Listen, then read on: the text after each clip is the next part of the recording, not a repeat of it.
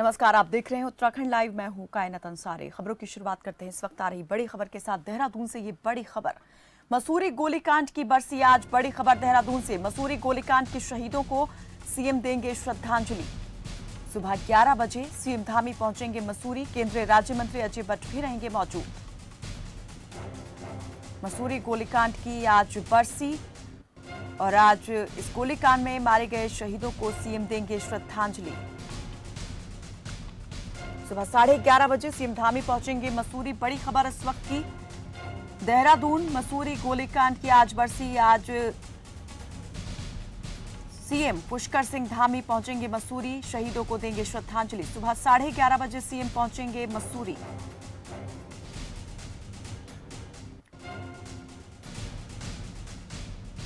मसूरी गोलीकांड के शहीदों को सीएम आज करेंगे याद, देंगे श्रद्धांजलि। सुबह 11:30 बजे होगा श्रद्धांजलि सभा का आयोजन।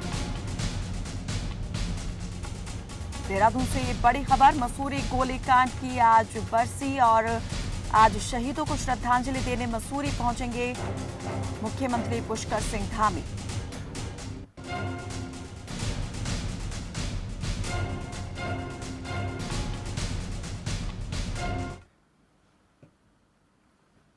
और लक्सर से आ रही एक और बड़ी खबर का रुख करते हैं। उत्तराखंड किसान मोर्चा की महापंचायत लक्सर से ये बड़ी खबर, रुड़की के बेड़ला गांव में इकट्ठा होंगे किसान।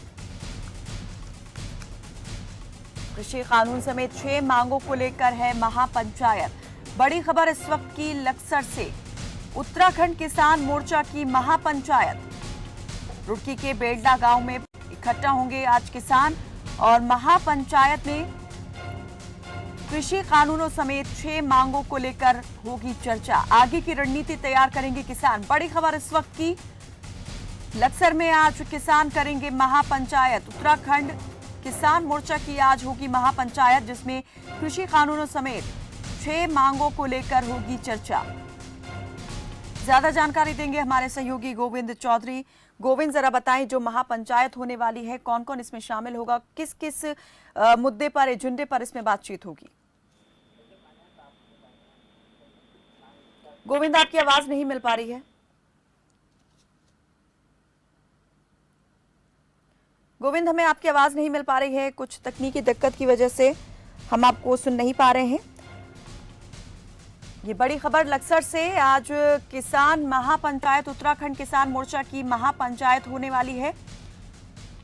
बेड़ला गांव में इकट्ठा होंगे आज किसान। गोविंद चौधरी हमारे सहयोगी जुड़ गए हैं। गोविंद, जरा बताएं कि आज जो महापंचायत होने वाली है, कितने बजे ये महापंचायत होगी और क्या एजेंडा रहने वाला है, किन किन मुद्दों को इस महापंचायत में जो है शामिल किया जाएगा? देखिए कायनात, आपको बता दूं, संयुक्त किसान मोर्चा सहित अन्य कई संगठन ऐसे हैं जो दिल्ली में आंदोलन पर हैं। करीब 9 महीने से आंदोलन कर रहे हैं।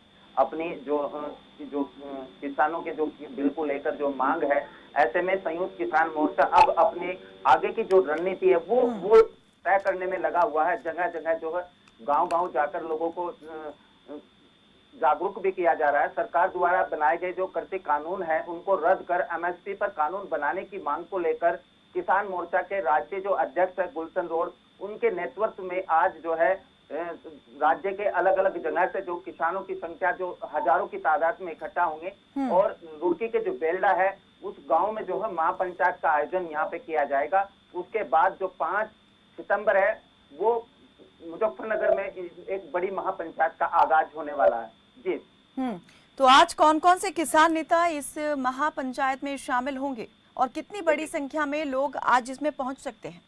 देखिए कायनात, अगर बात की जाए संख्या की, तो संख्या हम अभी नहीं कह सकते क्योंकि ये एक महापंचायत है, बड़ा आगाज है। लेकिन ये कह सकते हैं कि हजारों से अधिक संख्या में यहाँ पे किसान भाग लेंगे और एक किसान जो है, जो राज्य जो सरकार है और केंद्र सरकार, दोनों को यहाँ पर घेरने की किसानों द्वारा जो कोशिश की जाएगी। संयुक्त किसान मोर्चा हर संभव प्रयास करेगा कि कृषि कानून को रद्द किया जाए और एमएसपी पर कानून बनाया जाए। ऐसे में जो है आज महापंचायत के जो होने वाली जो महापंचायत है, इसको लेकर शासन, प्रशासन और पुलिस ने पहले से ही अपने जो पुख्ता इंतजाम यहाँ पे किए हुए हैं। कायनात, तो प्रदेश किसान मोर्चा की तरफ से इस तरह की पंचायतें अक्सर होती रहती हैं या ये पहला मौका है जब इस तरह से महापंचायत का आयोजन हो रहा है? देखिए कायनात, अभी राज्य की अगर बात की जाए तो राज्य में जो ये पहली एक पंचायत है जो आज यानी 2 सितंबर को ये रुड़की के बेलडा में होनी है। एक बड़े आगाज से ये महापंचायत होनी है। अगर बात की जाए 5 सितंबर की, तो 5 सितंबर में मुजफ्फरनगर में यह महापंचायत का आयोजन होगा। तो कह सकते हैं कायनात, एक तरफ से जो कृषि कानून को रद्द करने की यहाँ लगातार किसान मोर्चा या संयुक्त किसान मोर्चा लगातार यहाँ अपनी मांगों को रख रहा है कायनात। चलिए, बहुत शुक्रिया फिलहाल इस तमाम जानकारी के लिए, लेकिन बने रहिए हमारे साथ, आगे भी हम आपसे कुछ और ज़रूरी खबरों पर जानकारी हासिल करेंगे। तो आज लक्सर में किसान जो हैं महापंचायत करने वाले हैं। प्रदेश किसान मोर्चा की ओर से इस किसान महापंचायत का आयोजन किया जा रहा है और बेल्डा गांव में, रुड़की के बेल्डा गांव में आज किसान इकट्ठा होंगे। और इसी बीच आ रही एक बड़ी खबर का रुख करते हैं सूत्रों के हवाले से। ये बड़ी खबर, कल काम पर लौट सकते हैं तहसील संविदा कर्मचारी। सूत्रों के हवाले से ये बड़ी खबर, सरकार ने मानी कर्मचारियों की तीनों शर्तें। 4 मांगों का शासन स्तर पर निपटारा किया जाएगा। 13 अगस्त से हड़ताल पर हैं तहसील संविदा कर्मचारी और सरकार ने मानी कर्मचारियों की तीनों ही शर्तें। सूत्रों के हवाले से ये बड़ी खबर, अपनी मांगों को लेकर हड़ताल पर चले गए थे संविदा कर्मचारी और सूत्रों के हवाले से ये खबर आ रही है कि सरकार ने संविदा कर्मचारियों की मांगों को मान लिया है और कल सभी संविदा कर्मचारी जो हैं काम पर लौट जाएंगे। ज्यादा जानकारी के लिए हमारे सहयोगी गोविंद चौधरी हमारे साथ जुड़े हैं। गोविंद, जरा बताएं कि ये जो सूत्रों के हवाले से खबर निकल के आ रही है, इसके पीछे की सच्चाई क्या है, क्या बात बन गई है? देखिए कायनात, लगभग जो है 13 अगस्त से जो है जो प्रदेश की जो जितनी भी तहसीलें थी उनके जो संविदा कर्मचारी थे, मानदेय पर काम करने वाले जो संविदा कर्मचारी थे, ये अपनी विभिन्न 7 सूत्रों को मांगों को लेकर जो है 13 अगस्त से हड़ताल पर चले गए थे, जिसके चलते जो सभी काम जो है तहसीलों का स्तर पर सभी बाधित हो चला था। तो इसमें जो है सूत्रों के हवाले से खबर निकल कर आ रही है कि आज 12 बजे सरकार ने इनकी 3 मांगों को मान लिया है और 4 जो मांगे हैं वो शासन स्तर तक भेज दी गई हैं। जी कायनात, मांगे क्या थी और किन किन मांगों को जो है सरकार ने पूरा करने का आश्वासन दे दिया है? क्या सभी मांगों के बारे में सरकार ने कहा है कि पूरी हो जाएंगी या कुछ पर अभी संशय बना हुआ है?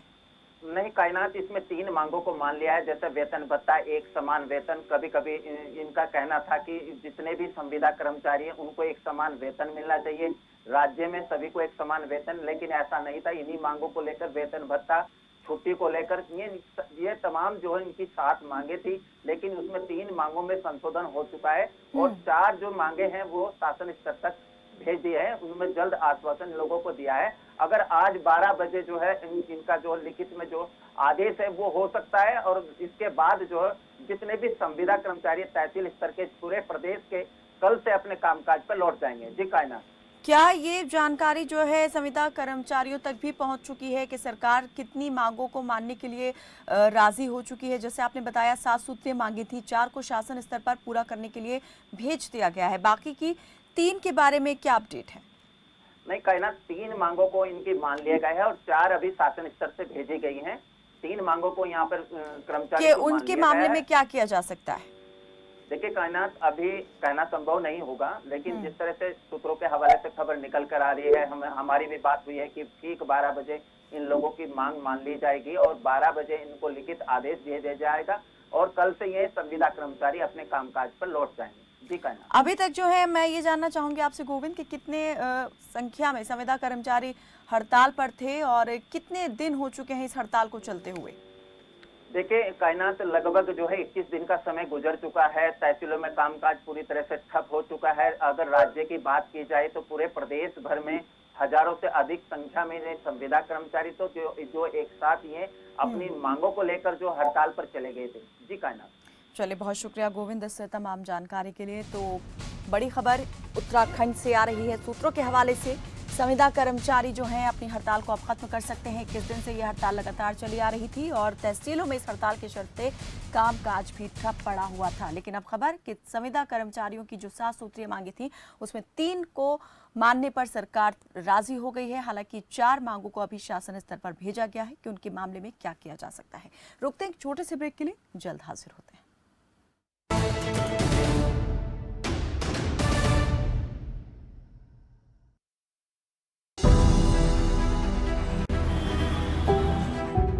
75 साल होने वाले हैं हमें आजादी मिले हुए, पर कुछ चीजें ऐसी हैं जिनसे हम आज तक आजाद नहीं हुए। जैसे सरकारी दफ्तरों की मनमानी से। इन दफ्तरों में खूब धक्के खाए, चक्कर काटे, सिफारिशें लगवाएं, कल आना परसों आना, चलता ही रहा। पर अब इनसे आजादी मिलेगी, अब ये सब नहीं चलेगा। दिल्ली के सीएम अरविंद केजरीवाल ने लगा दिया है आरटीओ के ऑफिस पर ताला। अब आप कल और परसों नहीं, बल्कि अभी से आरटीओ से जुड़े सारे काम, जैसे learners licence, driving licence renewal, RC transfer, duplicate RC और आरटीओ की सभी सुविधाओं के लिए बस www.transport.delhi.gov.in पर लॉगिन करें या 1076 पर कॉल कर घर बैठे अपने डॉक्यूमेंट्स पाएं। नमस्कार, मैं आपकी क्या सहायता कर सकती हूँ? ड्राइविंग लाइसेंस के लिए आपको किन 75वें स्वतंत्रता दिवस से आरटीओ की सब परेशानियों से दिल्ली को आजादी, क्योंकि आरटीओ की सभी सेवाएं अब घर बैठे पाएं। आपके विधायक से सीधा सवाल, झज्जर से विधायक गीता भुक्कल के साथ विधायक का रिपोर्ट कार्ड देखिए आज शाम 4:55 पर सिर्फ खबर फास्ट पर। मुल्तानी कोका कफ सिरप, तुलसी, वसा, यस्ती मधु, पिपली के गुणों से भरपूर, जो खांसी पर करे तुरंत असर, ताकि बदलते मौसम के साथ आप न बदलें। खास जड़ी बूटियों से बना पेट सफा आयुर्वेदिक चूर्ण आज ही ले आएं। पेट सफा पहली रात से ही असर दिखाता है और इसकी आदत भी नहीं पड़ती। पेट सफा, हर रोग दफा।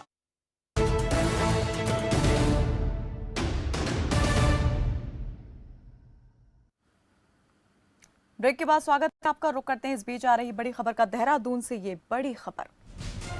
तीसरी लहर की आशंका के बीच डॉक्टर्स की कमी बनी चिंता का विषय। प्रदेश में कोरोना काल में नियुक्त 30% डॉक्टर्स ने नहीं किया है ज्वाइन। राज्य सरकार ने फरवरी में करीब 600 पदों पर निकाली थी भर्ती, सिर्फ 286 डॉक्टर्स ने ही की है ज्वाइनिंग। बड़ी खबर इस वक्त की। तीसरी लहर की आशंका के बीच डॉक्टर्स की कमी बनी चिंता का विषय। प्रदेश में कोरोना काल में नियुक्त 30% डॉक्टर्स ने नहीं किया है अब तक ज्वाइन। राज्य सरकार ने फरवरी में करीब 600 पदों पर निकाली थी भर्ती, जिसमें से अभी तक सिर्फ 286 डॉक्टर्स ने ही ज्वाइन किया है। 30% डॉक्टर्स ने अभी तक ड्यूटी ज्वाइन नहीं की है। और कोरोना की संभावित तीसरी लहर के बीच डॉक्टर्स की ये कमी प्रदेश सरकार प्रशासन के लिए चिंता का विषय बनी हुई है। 600 पदों पर निकाली गई थी फरवरी में भर्ती, लेकिन सिर्फ 286 डॉक्टर्स ने ही किया है ज्वाइन।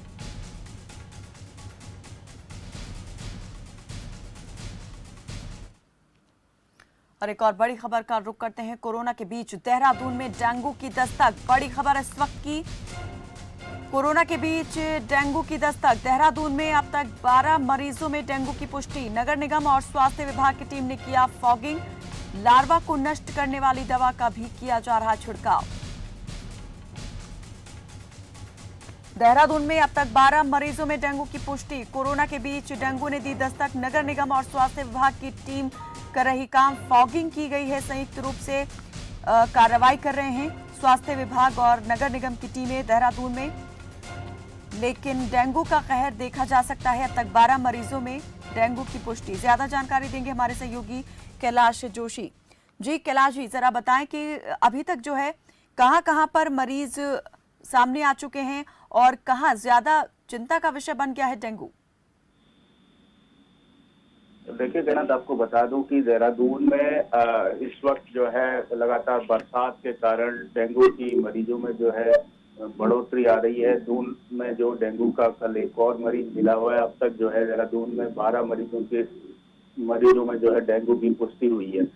यही अगर बात करें तो इंदिरानगर निवासी जो 35 वर्षीय महिला है उस पर डेंगू की पुष्टि हुई है। महिला की स्थिति इस वक्त जो है सामान्य है। साथ ही अगर बात करते हैं नगर प्रशासन की, तो नगर प्रशासन और स्वास्थ्य विभाग की टीमों ने जगह जगह जो है फॉगिंग जो है की है और लार्वा को नष्ट करने के लिए दवा का छिड़काव यहाँ पर किया गया है। कितने दिन से ये मामले जो हैं सामने आ रहे हैं और अब हरकत में आया है विभाग, तो इसके तहत जो है और क्या हिदायतें दी गई हैं विभाग की तरफ से? जी बिल्कुल, आपको बताना चाहूंगा कि जो है कोरोना काल के कारण जो है लगातार जो प्रशासन कोविड के मामलों में व्यस्त था, लेकिन जो है डेंगू के जो 12 मरीज मिले हैं उनको देखकर शासन में हड़कंप मच गया है। लगातार जो है प्रशासन की और स्वास्थ्य विभाग की निगरानी इस पर जो है बनी हुई है। लगातार जो है जो फॉगिंग है या फिर जो लार्वा नष्ट करने के लिए जो दवाओं का छिड़काव किया जा रहा है वो लगातार किया जा रहा है। साथ ही स्वास्थ्य विभाग की ओर से अगर बात करें, नगर निगम की ओर से, प्रशासन की ओर से लगातार अवेयरनेस भी की जा रही है कि भाई जहाँ जहाँ जो है बारिश का पानी इकट्ठा है उसको आप जो है डिस्ट्रॉय करें और वहाँ पर जो है दवा का छिड़काव करें। और नगर प्रशासन की टीम की अगर बात करते हैं तो नगर प्रशासन और स्वास्थ्य में जो है अलर्ट मोड पर है और जगह जगह जाकर जो है दवा का छिड़काव करा रहे हैं, लार्वे को नष्ट करने का काम कर रहे हैं। डॉक्टर्स जो हैं वो इसे किस तरीके से देख रहे हैं जोशी जी, कोरोना के बीच में इस तरह से डेंगू जो आ रहा है? बिल्कुल अलर्ट मोड पर है। इस तरह की कोई अभी जो है कोई मामला ऐसा नहीं है कि डेंगू की वजह से किसी मरीज की मौत हुई हो या किसी तरह की कोई परेशानी बढ़ी हो। हालांकि 12 मरीज जरूर मिले हुए हैं, लेकिन सबकी स्थिति सामान्य यहाँ पर बताई जा रही है और प्रशासन अलर्ट मोड पर है। प्रशासन दवा का छिड़काव और लार्वे को नष्ट करने के लिए लगातार प्रयास जारी कर रहा है। चलिए, बहुत शुक्रिया कैलाश जोशी जी से तमाम जानकारी के लिए। तो लगातार मरीज जो हैं बढ़ते जा रहे हैं डेंगू के और अब तक 12 मरीज मिल चुके हैं जिनमें डेंगू की पुष्टि की गई है। और उत्तराखंड के कई जिलों में भारी बारिश का अलर्ट। एक और बड़ी खबर, भारी बारिश का अलर्ट जारी किया गया है कई जिलों में। नैनीताल, चंपावत, पिथौरागढ़, बागेश्वर में होगी बारिश। मौसम विभाग की ओर से येलो अलर्ट जारी। पहले भी मौसम विभाग ने चेता दिया था कि भारी बारिश की संभावना है प्रदेश में और तेज बारिश के आसार बने हुए हैं। नैनीताल, चंपावत, पिथौरागढ़, बागेश्वर ये वो जिले जहां पर खासतौर पे भारी बारिश का अलर्ट जारी किया गया है। येलो अलर्ट मौसम विभाग ने जारी किया है। पिछले काफी दिन से उत्तराखंड में देखा जा रहा है कि बारिश का सिलसिला लगातार जारी है, लेकिन पिछले 2 से 3 दिन से जो बारिश हो रही है लगातार उसने और चिंता को बढ़ा दिया है, क्योंकि इन पहाड़ी प्रदेश में भूस्खलन की वजह से प्रशासन के सामने और भी कई समस्याएं खड़ी हो गई हैं। साथ ही जो स्थानीय निवासी हैं उनके लिए भी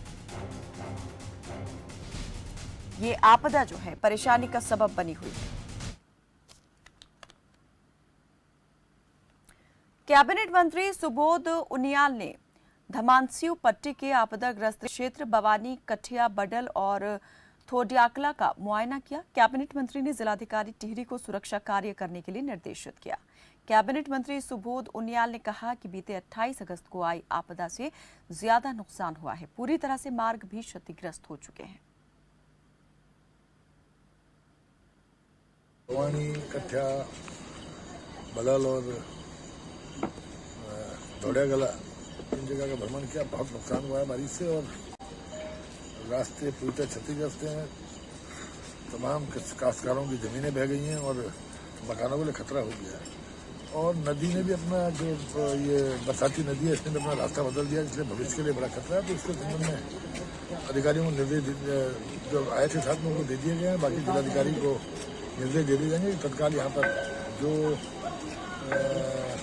सुरक्षात्मक कार्य किया सकते हैं वो तत्काल। हल्द्वानी के सोबन सिंह जीना बेस हॉस्पिटल में कल शर्मनाक घटना घटित हुई। बता दें कि हॉस्पिटल प्रशासन की लापरवाही से डायलिसिस मरीज की मौत हो गई। वहीं मौत के बाद शव घंटों तक पड़े रहने दिया गया, ना ही परिजनों को शव ले जाने दिया, जो कि बेहद दुर्भाग्यपूर्ण है। वहीं कांग्रेस कार्यकर्ताओं ने बेस हॉस्पिटल प्रशासन और राज्य सरकार के खिलाफ जोरदार प्रदर्शन करते हुए पुतला फूंका। कार्यकर्ताओं ने मांग की है कि डायलिसिस कंपनी का टेंडर निरस्त किया जाए और मौत के सभी दोषियों पर कठोर से कठोर कार्रवाई की जाए। हल्द्वानी के सोबन सिंह जीना बेस हॉस्पिटल में कल बहुत शर्मनाक घटना घटी है। मानवता को शर्मसार करने वाली घटना घटी है। हॉस्पिटल प्रशासन ने एक डायलिसिस के पेशेंट की मौत के बाद उसको घंटों तक पड़े रहने दिया, उसको उठाने तक की जहमत नहीं उठाई, जो कि बहुत दुर्भाग्यपूर्ण है। जिसके विरोध में आज कांग्रेस पार्टी के कार्यकर्ता यहाँ पर राज्य सरकार, बेस हॉस्पिटल प्रशासन और डायलिसिस विभाग का पुतला दहन कर मांग कर रहे हैं कि डायलिसिस कंपनी का टेंडर को तत्काल निरस्त किया जाए। साथ ही साथ बेस हॉस्पिटल की व्यवस्थाओं को दुरुस्त किया जाए और साथ ही साथ जो कमल की मौत के जिम्मेदार लोग हैं उनके खिलाफ कठोर से कठोर कार्रवाई की जाए, वरना कांग्रेस पार्टी इस मामले में बहुत बड़ा आंदोलन करने के लिए मजबूर होगी। और मंगलौर से आ रही इस बड़ी खबर का रुख करते हैं। कोतवाली गेट पर बीजेपी कार्यकर्ताओं का धरना। आरोपी को छुड़ाने पहुंचे थे बीजेपी कार्यकर्ताओं ने पुलिस के खिलाफ की नारेबाजी। ठगी मामले में पुलिस ने आरोपी को किया है गिरफ्तार। बड़ी खबर इस वक्त की मंगलौर से। कोतवाली गेट पर बीजेपी कार्यकर्ताओं ने लगाया धरना। आरोपी को छुड़ाने पहुंचे थे बीजेपी कार्यकर्ता। ये तस्वीरें आप देख सकते हैं जिसमें किसी सामाजिक कार्यकर्ता को नहीं बल्कि आरोप है कि एक आरोपी को छुड़ाने के लिए बीजेपी कार्यकर्ताओं ने धरना लगा दिया। पुलिस कोतवाली के सामने ये धरना प्रदर्शन किया गया। कोतवाली गेट के बाहर बीजेपी कार्यकर्ताओं ने प्रदर्शन किया। आरोपी को छुड़ाने पहुंचे थे बीजेपी कार्यकर्ताओं ने पुलिस के खिलाफ भी नारेबाजी की है। एक ठगी के मामले में पुलिस ने आरोपी को गिरफ्तार किया था, तो एक ठग को छुड़ाने पहुंचे थे बीजेपी के कार्यकर्ता। खबरों में फिलहाल बस इतना ही। दीजिए इजाजत। नमस्कार।